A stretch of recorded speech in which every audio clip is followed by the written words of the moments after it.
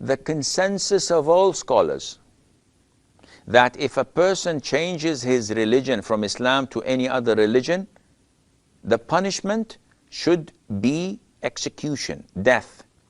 اسمعوا صوت السماء جاء المسيح جاء المسيح. Assalamu Alaikum wa rahmatullahi wa barakatuhu. This video is in regards to a subject which is often raised by those who are against Islam. Firstly, the Prophet Muhammad prophesied the horrible condition of the 72 misguided sects of the end times. The Prophet stated, "A time will come when nothing would be left of Islam except its name, and nothing would be left of the Quran except its words.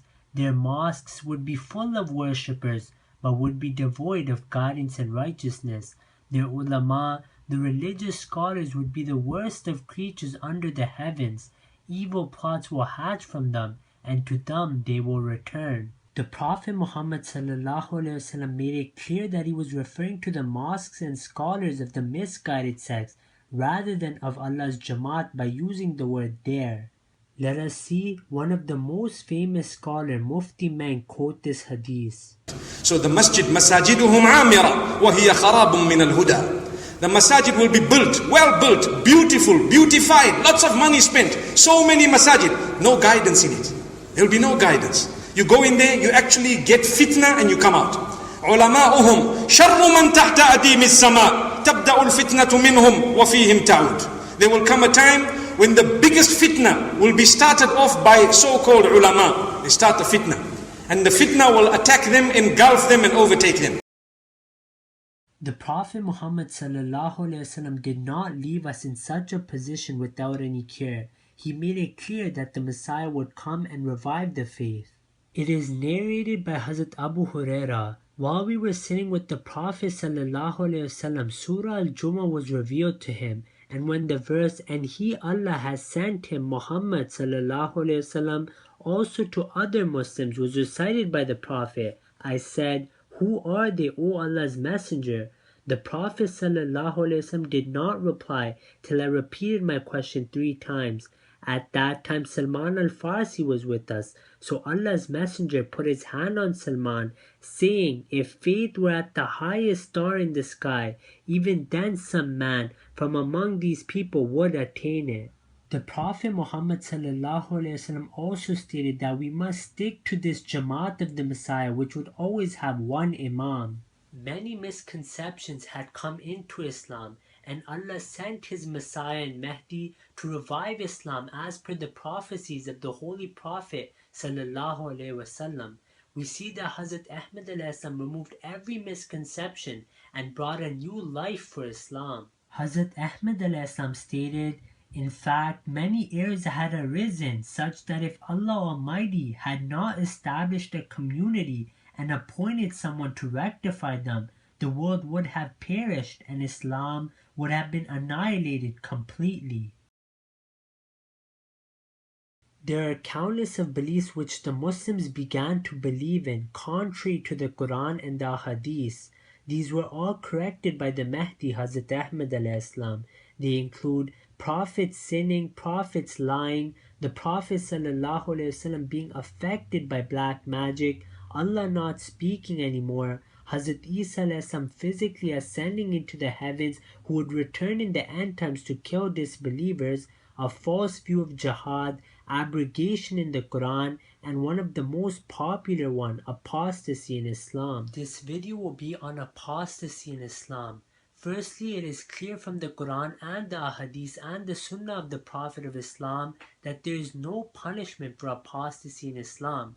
I will now quote a few verses that exemplify the beautiful teachings of Islam in regards to the freedom of religion.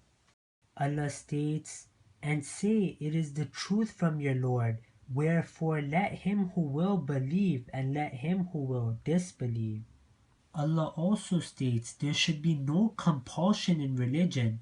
Allah makes it clear that nobody has the right to force anyone to give up their faith, and that it is the person's choice as to which religion they want to follow, despite Islam being the truth. Allah then states, "And obey Allah and obey the Messenger and be on your guard. But if you turn away, then know that on our Messenger lies only the clear conveyance of the message." If Islam did support apostasy, Allah would have stated, "We have made the truth manifest." But if despite that you ever relinquish this faith, then remember that you will be dealt with the sword and your throat will be slit. Now we will look at some verses which directly speak of apostasy and do not mention death as the punishment at all. In this verse, the subject of apostates is fully dealt with. Allah states, "How shall Allah guide a people who have disbelieved after believing, and who had borne witness that the messenger was true and to whom clear proofs had come? It was not only a verbal commitment, they had disbelieved after witnessing clear signs, and Allah guides not the wrongdoing people." Allah does not say to kill such people who disbelieve after believing at all. Another verse states, "Those who believe, then disbelieve, then again believe, then disbelieve, and then increase in disbelief, as it is not the established law, the sunnah of Allah to forgive them, Allah will never forgive them, nor will He guide them to the way. Give the hypocrites the tidings that for them is a grievous punishment." Here it is mentioned that they will believe, then recant and become disbelievers, and then again they would become believers, and then they will become disbelievers again. But there is no mention of any killing, which further shows that there is absolutely no punishment for apostasy in Islam. This subject is beautifully dealt with in the book called Apostasy in Islam by the fourth Khalifa after the Imam Mahdi. Let us now see how the non-Ahmadi Muslim scholars have expressed their views of apostasy. This dangerous ideology is one that ruins the name of Islam. Furthermore, their views have led even the youth into things like terrorism. What is the penalty for leaving the Muslim faith? To be honest, I cannot back that point up. Dr. Muqaddam, what is the penalty for apostasy? Before we keep coming down this apostasy. Well, give us a quick answer on what is the penalty for apostasy. Then we come and do it. You very well know, if it's an Islamic country, then the Sharia is very clear. Apostasy is dealt with the death penalty. Thank you. That's all I want.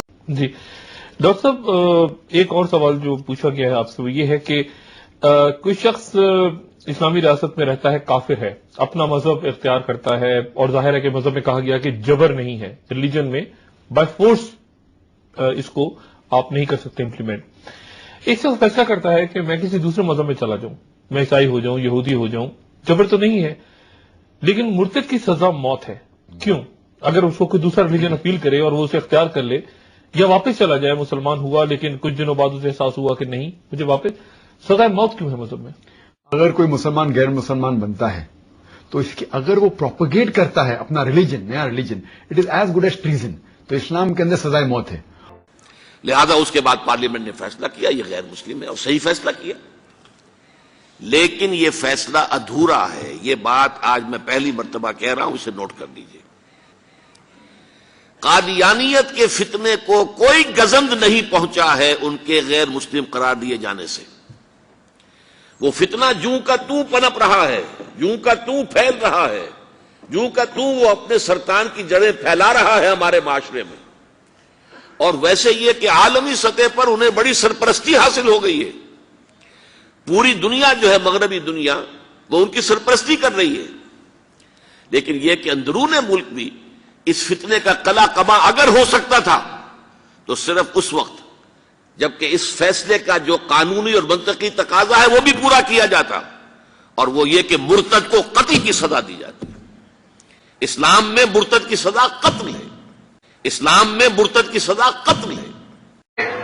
हुकूमत के वक्त से ये मुतालबा करते हैं कि जो एक आसिया मलऊना गुस्ताखे रसूल है, जिसने सरकार दो आलम सल्लल्लाहु अलैहि वसल्लम की शान में गुस्ताखी की है, उसको फांसी दी जाए। हमारे नूरुल कुरान इस्लामिक अकेडमी के नन्हे मुन्ने बच्चों का ये मुतालबा है, क्योंकि ये बच्चे वो बच्चे हैं जो सब कुछ बर्दाश्त कर सकते हैं, सरकार की शान में गुस्ताखी बर्दाश्त नहीं। शान में गुस्ताखी बर्दाश्त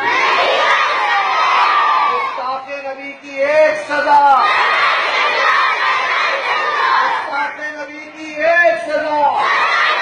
There is not a single incident in the lifetime of Hadhrat sallallahu alaihi wasallam where by his act or by his word it can be even remotely implied that somebody should be killed against his profession or for the crime of renouncing Islam. There is not a single incident in the lifetime of the Holy Prophet, nor could it be so, because the Holy Quran categorically mentions the cases of such people who accept Islam once and then renounce it. And if this was the injunction that they should be killed, immediately there should have been a following order: such people should be killed and done away with. But the Holy Quran says, and then they accept Islam again, and then after a while they renounce Islam again. Then still the order doesn't come that they should be killed. Then Allah tells us that Allah would put them to hell after they die. If they die in this state of renouncement, if they die in such state of apostasy, then it is Allah who is going to punish them. Nowhere any punishment is mentioned at the hands of Muslims in any way.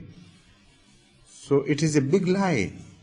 It's an allegation against the Holy Prophet of Islam that he taught his followers to punish apostates by death. اسمعوا صوت السماء جاء المسيح